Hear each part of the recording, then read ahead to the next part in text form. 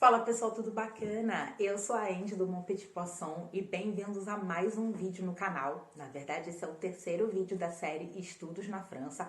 Para você que não conhece essa série, eu resolvi fazer um apanhado aí dos principais temas de estudar no exterior, principalmente aqui na França, no meu Master 1 e 2. Então eu separei 5 vídeos, esse é o terceiro. O primeiro eu falei sobre estudo e trabalho na França, o que a gente precisa levar em consideração. Tô deixando aqui nos cards. No segundo vídeo eu falei sobre as aulas, né? Tipos de aula, como é que é a relação com os colegas, o que você pode ter aqui de surpresas, também tô deixando aqui nos cards. E hoje eu vou falar sobre avaliações, ou seja, os tipos de avaliações que existem na França e como é que funciona o sistema de nota aqui, porque tem um paranauê aqui. Mas, para fechar esse vídeo, ainda faltam dois, né? Para fechar essa série, ainda faltam 2 vídeos. O próximo eu vou falar sobre estágio e remuneração e o último vídeo vão ser as considerações finais, algumas questões que você precisa responder antes de vir para cá e algumas mais dicas aí que eu vou dar do tempo que eu vivi aqui. Para você que estuda aqui na França ou já estudou aqui na França, você sabe que cada lugar e cada curso funciona de um jeito. Por isso, se você concorda comigo ou você discorda, ou você quer colocar mais informações, não esqueça de nos comentários colocar o nome do seu curso e a universidade que você fez.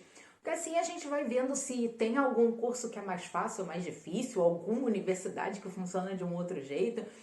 Então eu quero tentar mapear um pouco aí, junto com as minhas experiências, como é que funciona aqui na França. Lembrando que são as minhas experiências, gente, do Master 1 e 2 de Ciências Cognitivas e Ergonomia da Université de Bordeaux. Como eu falei nos outros vídeos, sempre que eu souber de coisas que comigo foi de um jeito e com os colegas foram de outro, eu vou contar os dois jeitos. Se eu só contar a minha visão, é porque ou funciona assim na maioria dos cursos, ou é porque eu não sabia como funciona com outras pessoas, entendeu? Então pode ser interessante você colocar a mais. Beleza? Bom, depois que a gente começa a saber das aulas, vem o momento de ser avaliado, né? E aí a gente começa a ficar meio nervoso, até porque eu contei algumas outras coisas aí no vídeo anterior sobre vários professores, sobre o que esperar de aulas, como é a situação aqui. E hoje chegou este dia, hoje chegou o dia de como é que funciona a avaliação na França. Eu vou separar esse vídeo em 2 partes. A primeira parte eu vou falar dos tipos de avaliação e a segunda parte do vídeo eu vou falar como é que funciona a nota aqui, como é que funciona o cálculo da nota, porque tem um pulinho do gato que eu não sabia no primeiro semestre, mas vocês já vão saber, então vai ser melhor na hora de fazer as contas, porque pode ser que você precise usar com uma certa inteligência. Beleza? Então vamos que vamos. Bom, primeira parte do vídeo falando sobre avaliações. Na grande maioria, eu tive 3 tipos de avaliação, gente, que foram as provas, foram os relatórios ou rapport e as apresentações. Foram esses 3 tipos de prova que eu tive, algumas mais, algumas menos, valendo um pouco mais. Pode ter sido sim que em algumas matérias eu tive junção de algumas coisas, então tive prova e uma apresentação, tive a entrega de um relatório e uma prova, tive apresentação e entrega de relatório, enfim, não necessariamente foi uma avaliação só, não. Teve algumas matérias que sim, teve umas matérias que não, mas isso é dito lá no primeiro dia de aula, geralmente a matéria, ela conta, né, o professor vai contar como é que é a avaliação.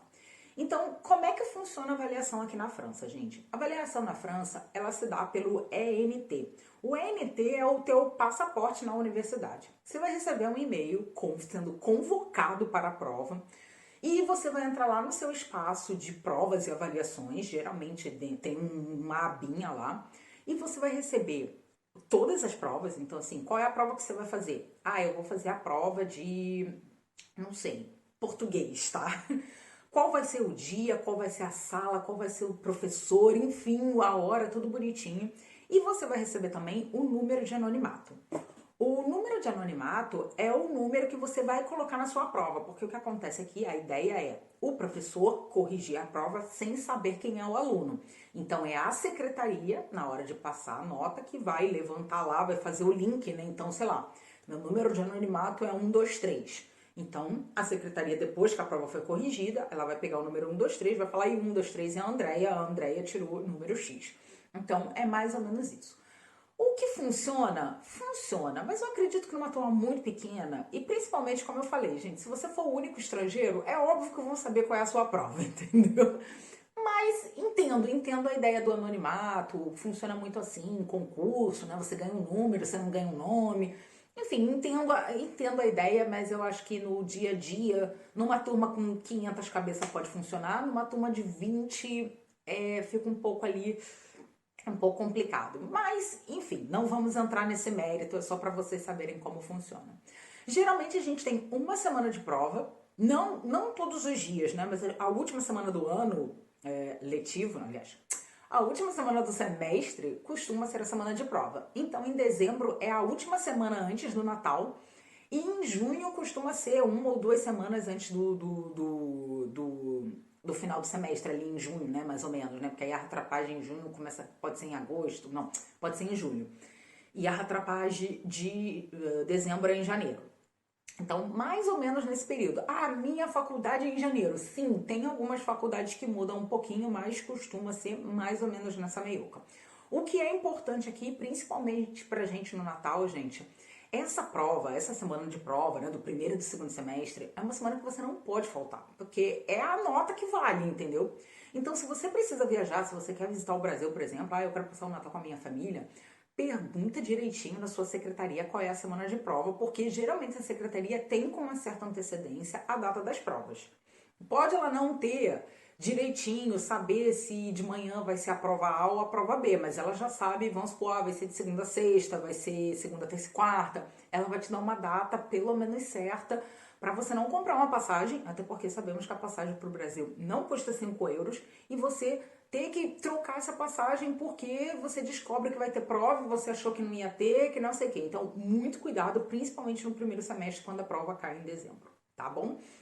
Bom, voltando aqui, você vai ter essas informações, você vai ter essa semana de prova. No meu caso, gente, como eu tinha aula pela manhã e pela tarde, né, um bloco de manhã e um bloco à tarde, as minhas provas foram uma pela manhã e uma pela tarde.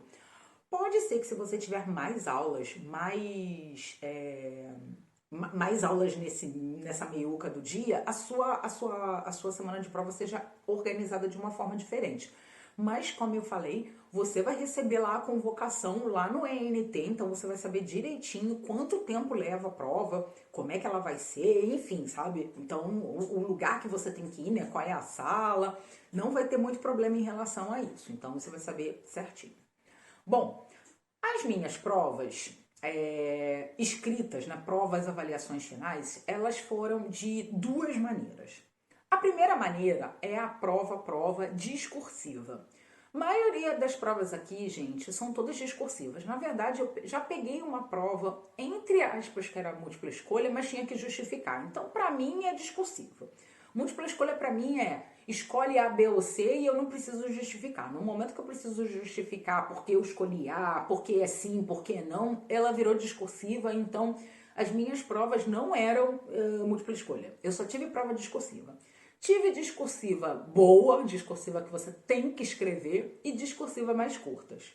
E, sim, tinha algumas provas que tinham a famosa metodologia francesa. Ou seja, se você tem uma matéria que o professor está ensinando para você como é que você tem que escrever, como é que você tem que botar as coisinhas lá direitinho, não adianta. Não adianta inventar a roda. Tem que escrever do jeito que foi ensinado. Se você não escrever desse jeito, você não vai ganhar nota, tá? Então, principalmente como eu falei, a galera de direito, que eu sei que o povo do direito tem uma metodologia para escrever. Eu tive uma coisa, não foi tão forte quanto é no direito, mas eu tive um estudo de caso que tinha um esquema que o professor deu uns passos.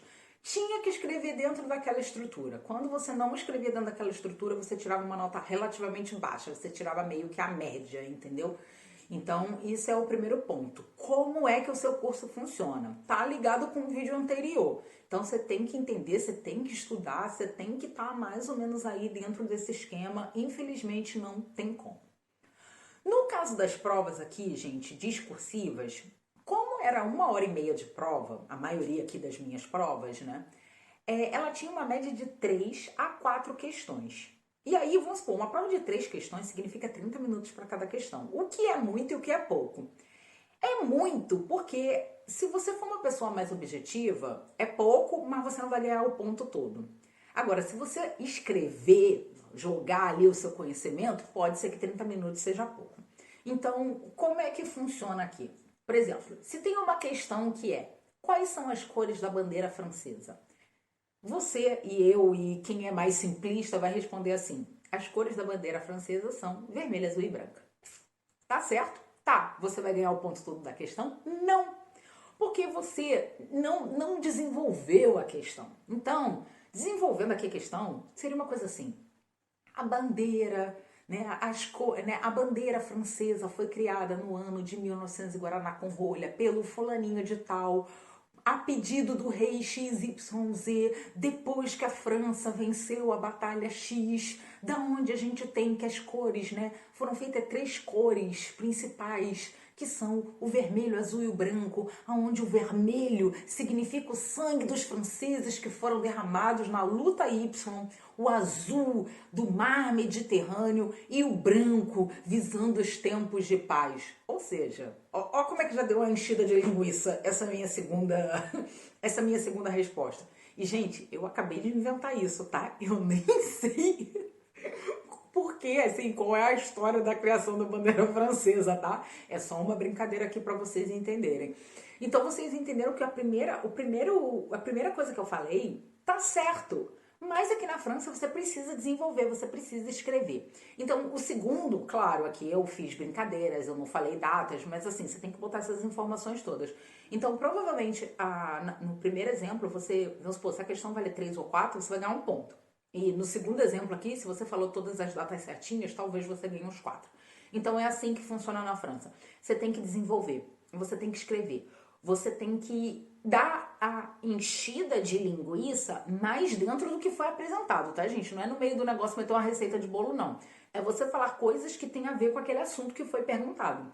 Então, no caso aqui, eu falei da bandeira francesa, mas eu falei quem criou, por que foi criada, o que representam as cores, o ano da criação. Então, eu coloquei mais informação aqui numa coisa simples, né? É óbvio que provavelmente a questão não vai ser uma coisa tão simples assim, mas é só para fazer um exemplo, é só para fazer uma brincadeira. Então, isso foi uma coisa que eu fui aprendendo aqui na França. Não adianta ser simplista. Você tem que desenvolver, você tem que escrever. E eu lembro que na primeira prova foi muito isso, porque eu escrevi, mas eu não escrevi tanto, né? E aí eu vi os colegas pedindo mais folha. Eu falei, gente, mas o que essa galera tá tanto escrevendo? Eu falei, gente, tipo assim, o que eles estão colocando? Porque a pergunta, não vou dizer que a pergunta era fácil, mas também não era difícil, mas é uma coisa assim, ok, sabe? Que você de repente preenchia lá um parágrafo bacana, você tinha. E aí depois que a gente saiu da prova, a galera foi falando, não, porque eu coloquei isso também, eu coloquei isso, eu coloquei essa informação. E aí eu falei, putz, já sei que a partir de agora eu tenho que colocar essas informações. Então aqui na França é um pouco isso. O que eu diria para vocês é que existe 2 tipos de prova. Existe essa prova com poucas questões, ou seja, 3, 4, onde você precisa desenvolver muito, ou né, você precisa elaborar bem as suas justificativas para cada questão. E existe a prova com mais questões, então 7, 8, 10, alguma coisa assim. Essa prova com mais questões, ela vai ser um pouco mais simples. Você não vai precisar realmente ali elaborar tanto, até porque, vamos entender, uma prova de 1h30, que você tem 3 questões, você tem 30 minutos para cada questão. Você vai desenvolver, você vai criar o seu textinho, a informação toda. 1h30, quando você tem 10 questões, você tem mais ou menos 8, 9 minutos por questão. Então, você não vai conseguir desenvolver tanto. Então, o que eu percebi é, quanto menor for o número de questões, mais você precisa desenvolver. Mais você precisa encher linguiça, tá? Mais você precisa escrever.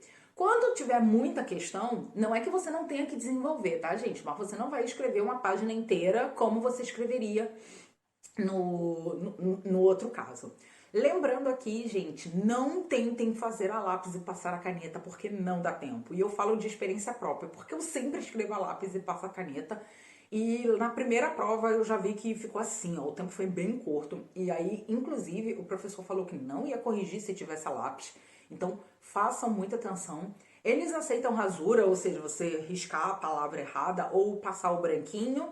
Eles aceitam aqui, não é um problema. É claro que a gente não vai cagar a prova toda, mas não é um problema, entendeu? Eu aconselho realmente já vai com a caneta. E aí vocês vão se lembrar que na prova, aliás, no vídeo passado eu falei que eu tive algumas matérias que eu tive muitos professores intervindo e hoje, né, eu ia contar como é que foi isso. O que acontece, gente, é que, por exemplo, a maioria das minhas provas foi a de 3 questões. Teve uma ou duas só que foram muitas questões, foi bem pouco mesmo, entendeu? E o que aconteceu a maioria das provas, a gente tinha uma possibilidade de escolha, mas era muito pequena. Era assim, tinha 3 ou 4 questões, e aí o professor falava, das 4 questões, escolha 3 e responda. E só teve uma vez que a gente realmente teve uma prova que foi, logo no primeiro semestre, foi realmente uma das matérias que mais teve o professor intervindo.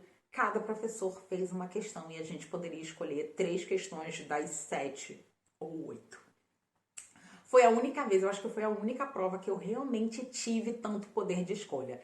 Geralmente é 4 em 3. Estourando 5 em 3, gente. Estourando mesmo. Mas assim, é mais 4 em 3 do que 5.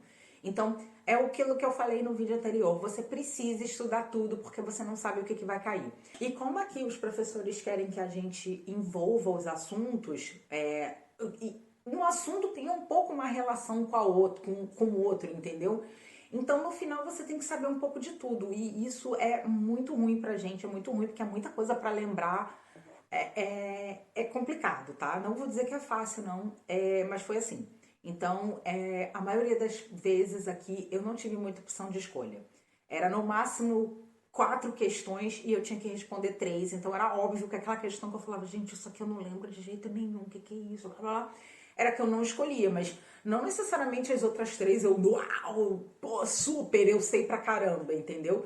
Então é um pouco de informação de você apostar, mas era isso que acontecia, entendeu? Então a prova aqui é algo que é bastante. No meu caso, gente, no M1.1, vamos dizer assim, no primeiro semestre foi o semestre que eu mais tive prova. No segundo semestre eu ainda tive prova, mas no M2 isso foi bem raro. Na verdade, as nossas provas mudaram para um estudo de caso, que é mais ou menos a versão aí da galera do direito que tem que seguir lá a metodologia francesa. Tem alguns pontos ali chaves que se você não coloca, você perde ponto. Então foi o que aconteceu. No M2 a gente não teve prova, mas a gente teve esses estudos de caso. Então foi um estudo de caso no primeiro semestre e um estudo de caso no segundo semestre. Então, aí temos o primeiro tipo de avaliação. O segundo tipo de avaliação, que eu gostei bastante, melhor do que prova, é o rapport. O rapport ou relatório, gente, ele é mais ou menos a mesma coisa que o memoir, tá? É que o memoir você vai ter muito mais folha. É como falar de relatório e tese. Putz, a tese tem não sei quantas páginas. O relatório é uma parada que vai ter o quê? 20, 30 páginas no máximo, né? Por aí. Claro, eu sei que tem relatórios maiores, mas essa é a média, em torno de 30 páginas. Então, foi alguma coisa desse tipo. O professor vai dizer qual é o limite de páginas que ele quer, ou o máximo, ou o mínimo, alguma coisa desse tipo, e você vai fazer o trabalho. O que vocês têm que prestar atenção é, aqui na França, eles fazem do macro para o micro ou do micro para o macro. Então, vamos dar um exemplo. Se você vai falar sobre o planeta Terra, você poderia vir do macro para o micro, ou seja, começar falando do universo, das galáxias, de tudo. Depois você poderia falar do sistema solar, dos diversos tipos de sistema solar. E aí você vai só focar no nosso e vai puxar o planeta Terra. E aí você vai desenvolver mais sobre o planeta Terra. Então, essa é uma opção. Ou então você poderia falar sobre o planeta Terra e depois voltar para o sistema solar enfim, o universo de maneira geral. É mais ou menos isso como funciona. Mas eu sugiro que, se você tiver a oportunidade, o professor trouxer um exemplo para vocês.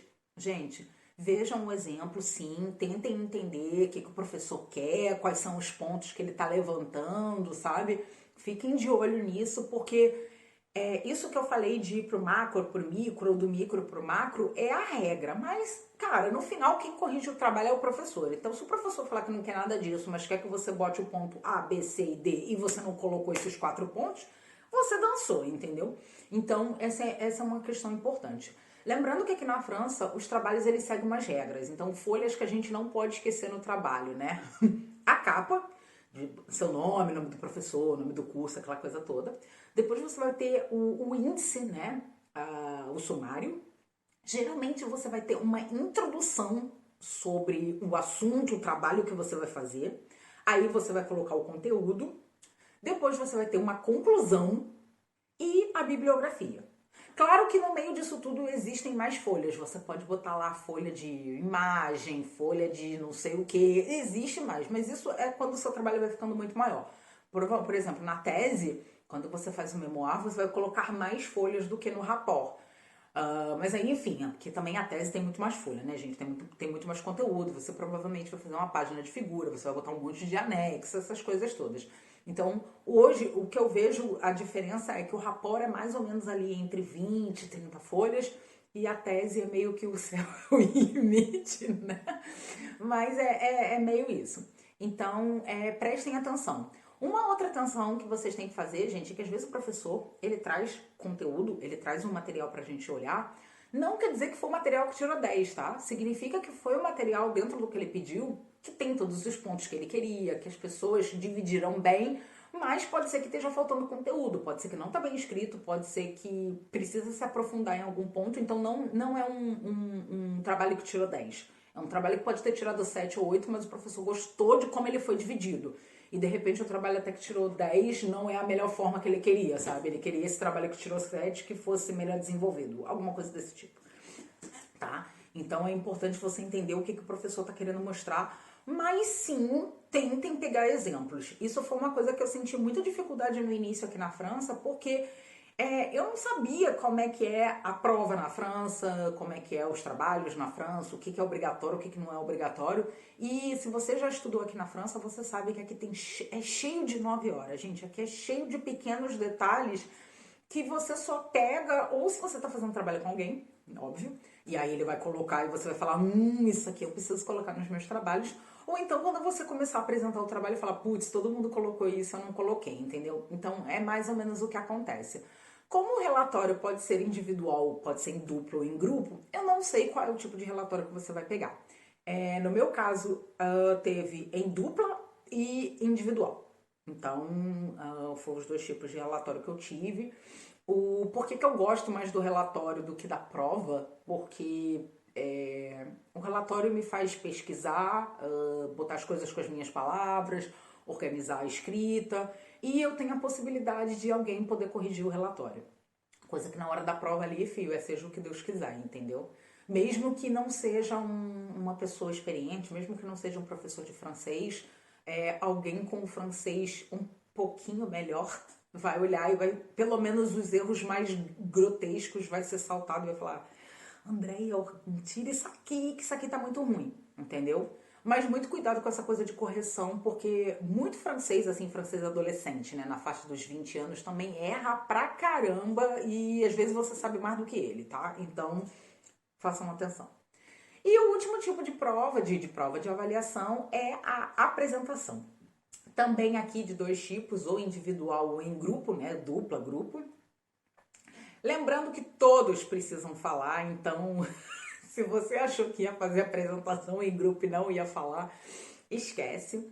A única diferença é, quando é em grupo é uma média de 5 minutos, quando é individual são 10 minutos, e falando bem ali da soutenance, né, que é o final aí do trabalho, geralmente são 15, a soutenance é um pouco maior, mas nada que você não vai evoluir ao longo do período que você estiver aqui, tá, gente? Então, como é que funciona? Geralmente, os professores, não vou dizer que eles são super rígidos com a contagem do tempo, mas tentem falar dentro do que foi proposto. Então, se o professor falou, nossa, você tem 10 minutos, mais ou menos 10 minutos, né, gente? Porque, pô, o cara te dá 10 minutos e você fala 3, o professor vai achar que ou você não entendeu o assunto, ou sei lá, você não pesquisou, porque a diferença é muito grande. Então, uma coisa é de 10 minutos você falar 8, 8 e meio, né? 8 minutos e meio. Outra coisa é em 10 minutos você só falar 3. Eu sempre tentei manter dentro do que me foi dado. Então, se eu tenho que falar 10 minutos, 10 minutos. Tá? Em relação ao grupo, eu particularmente nunca vi o professor contando cada um do grupo. Ele dá o valor por inteiro pro grupo. Então, vamos supor assim, o grupo tem 4 pessoas. Então, o grupo vai ter 20 minutos, cada um vai falar 5 minutos. Mas é óbvio que o professor vai perceber que, por exemplo, se eu começo um trabalho falando bonjour, aujourd'hui je vais parler, je sais pas. Ah, je vais présenter, moi c'est Andrea, ici, blá blá blá, e eu não falo mais? O professor sabe que eu não falei 5 minutos, entendeu? Então, assim, é claro que ele não vai te controlar. Nossa, esse aqui falou 4 minutos e 30, ficou faltando 30 segundos. É óbvio que ele não vai fazer isso, mas você precisa falar sobre um assunto. Geralmente aqui na França, os trabalhos são divididos, né? Como no Brasil, como em tudo. Então, talvez você vai ficar com uma introdução, ou vai ficar com uma conclusão, ou às vezes, se, vamos supor, a conclusão não é tão grande assim, sabe? É uns 3 minutos, alguma coisa. Pode ser que, pô, a Andrea é estrangeira, fica com um pouco de vergonha de falar. Às vezes tinha isso logo no início. Aí eu falava, então, eu posso falar a conclusão que é mais curtinha, mas aí eu começo apresentando o grupo e o tema e falo um pouco de cada uma das coisas. Aí ela fala, melhor, porque aí dá mais ou menos aí, todo mundo fala um pouco. Então é meio que fazer isso, gente. É meio que você ter noção de que você vai precisar falar, até porque se é uma apresentação e você não falar, você não vai ser avaliado. E se você não for avaliado, você não tem nota, ou a sua nota vai ser muito baixa. Uma dica que eu deixo, e não tenho vergonha de falar que uso, e assim, usei mais, continuo usando hoje, mas no início eu usava mais, nas apresentações, mesmo que fosse em grupo, gente, eu escrevia tudo que eu ia falar no slide. Então, se tinha 10 slides, eu botava o primeiro assim, capa, né?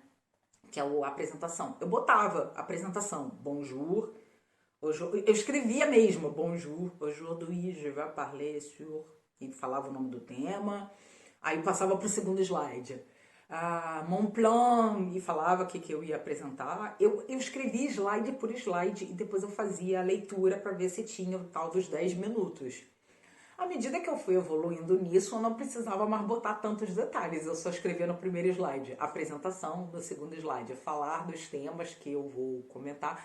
Eu fui encurtando o que eu precisava falar. Mas eu super aconselho que vocês escrevam o que você gostaria de falar no slide, mesmo que seja em grupo, mesmo que seja individual, você leia aquilo e você siga em frente. Então, vai ajudar bastante vocês. Não fiquem com vergonha. Eu imprimi o papel. Assim, às vezes eu fazia à mão, mas às vezes eu fazia no computador. Eu botava slide 1, slide 2, slide 3, imprimia. E eu evitava ler, tá? Mas às vezes eu segurava ele na mão ali para saber o que eu precisava falar. Porque às vezes tem uma palavra que te foge, uma frase, uma sentença ali, e você começa a ficar nervoso porque você se desespera. E eu antes de ficar nervosa, eu olhava, não, é isso aqui. Aí eu voltava, pardon, e voltava para minha explicação, entendeu? Então eu super aconselho, não fiquem nervosos com isso, façam desse jeito se vocês precisarem, entendeu? Mas a apresentação também foi uma das coisas que aconteceu. Então foram esses 3 tipos de avaliação que eu tive. Como eu falei para vocês no M1, né? O primeiro semestre foi realmente o que eu tive mais de prova. E a partir no M2 foi muito mais relatório e apresentação.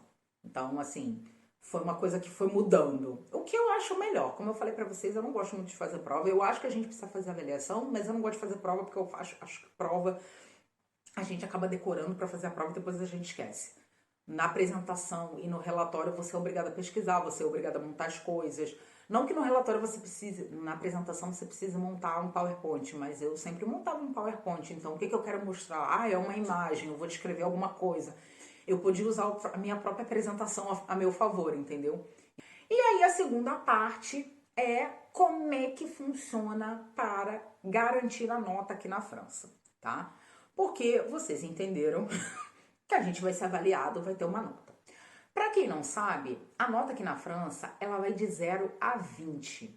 Não é como a gente no Brasil, que é de 0 a 10. Então, 10 é o nosso 5 e 20 é o nosso 10. O que significa que para você validar o semestre, você tem que ter acima de 10. De 10 até 20, validou o semestre, né? Se você tirar qualquer nota dessa na prova, você vai validar o semestre. Se você tirar abaixo de 10, pode ser que você vá fazer rattrapagem. Por quê? Aqui na França, gente, tem uma coisa bem diferentinha do Brasil.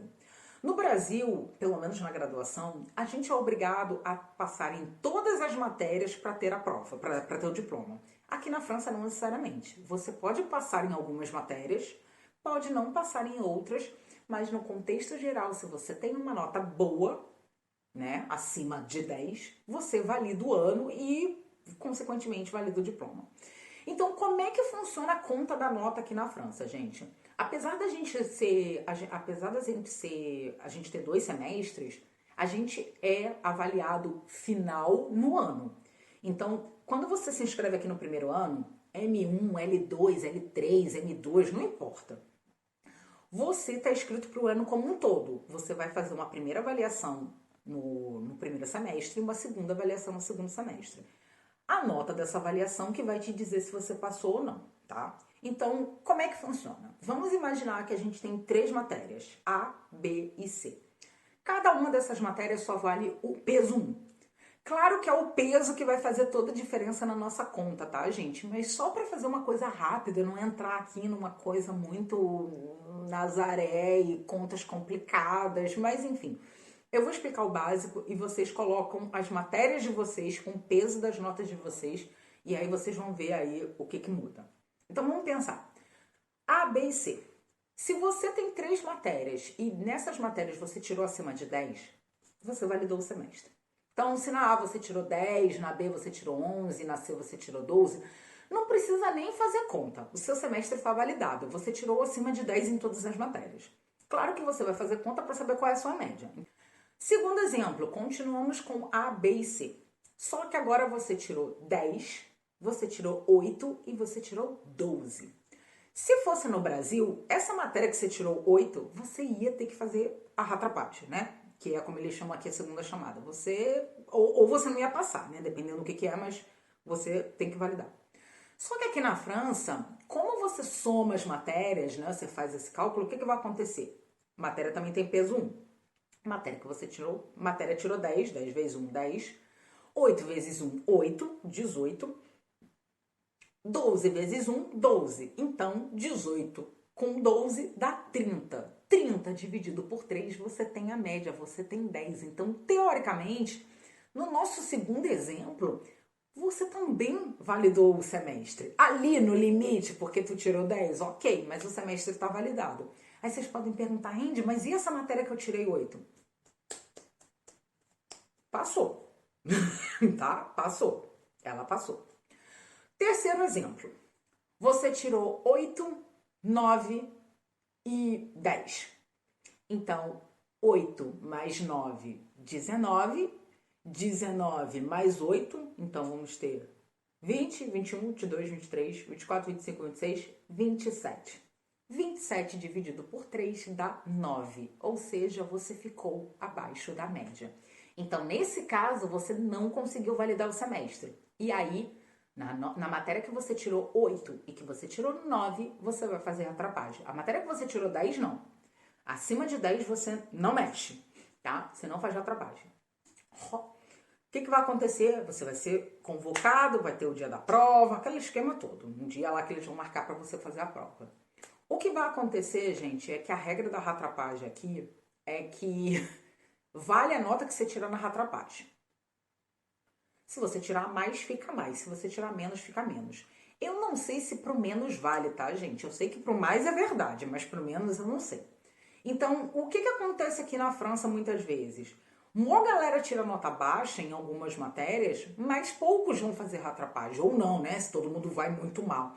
Porque como eles conseguem validar o semestre, significa que você consegue passar, entendeu? Então você no final só vai fazer talvez uma ou outra matéria, porque você tinha uma matéria X que você conseguiu uma boa nota e aí deu aquela equivalência ali para as matérias. Então é isso que acaba acontecendo aqui. E isso aconteceu na minha primeira prova. Teve realmente uma matéria que eu não consegui validar, aliás, teve uma primeira prova que eu tirei uma nota realmente baixa, mas todo mundo tirou nota baixa. E aí, quando eu fui convocada para a ratrapagem, só tinha eu e uma outra pessoa. E aí eu meio que estranhei, porque eu falei, nossa, eu não sabia ainda, né, que você tinha que validar o semestre.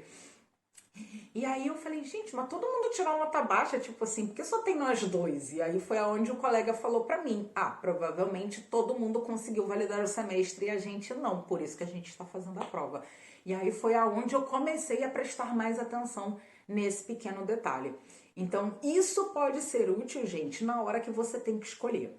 Aqui, nesse primeiro exemplo, eu fiz a conta tudo com peso 1. Mas é óbvio que se as matérias têm peso 3, 6, 9, 12, Isso vai te jogar para cima ou te jogar para baixo. Uma matéria que tem muito peso e você tirar uma nota muito baixa, isso vai descer a sua nota. Então, o que eu quero falar disso, gente, é que dependendo do seu momento de estudo, como eu expliquei no vídeo anterior, pode ser interessante que você escolha alguma coisa. Tipo, eu não tenho muito tempo. Vou escolher a melhor, sabe? Vou escolher a que me interessa. Então, pode ser interessante você fazer isso, tá? Você ter uma opção de escolha, porque se uma matéria puxa e você não é obrigado a validar tudo, desde que você tenha a média, né? Se precisa ter 10, você pode meio que escolher aqui, sei lá, que você se sai bem, a que você tem mais peso, você pode aí ter suas opções. Quando chegar no segundo semestre, você vai fazer a mesma coisa. A, B e C, nota, nota e nota. O que vai acontecer é, o primeiro semestre mais o segundo semestre tem que dar no mínimo 10. Se der 10, você passou de ano. Então, se você está no M2, você ganhou o diploma. Se você está no M1, você passa para o M2. Se você não tem 10, geralmente vai para o júri, tá? Aliás, todas as vezes que você não tem nota, vai para o júri. Mas assim, vou ser muito sincera, gente. O júri aqui vai te dar ponto se for uma coisa pouca. Não adianta achar que você tem 7, o júri vai te dar 3 pontos para você chegar a 10, não, entendeu? Se você, de repente, tiver um 9,8, sabe? Um 9,9, pode até ser que o júri te dê alguma coisa. Mas se você tiver 9, eu já acho difícil. Não vou dizer que é impossível, tá? Mas eu acho bem complicado. Então, o que vai acontecer é isso. Somou a primeira média com a segunda, primeiro semestre com o segundo, se der 10 você passou. Se der menos de 10 você está reprovado.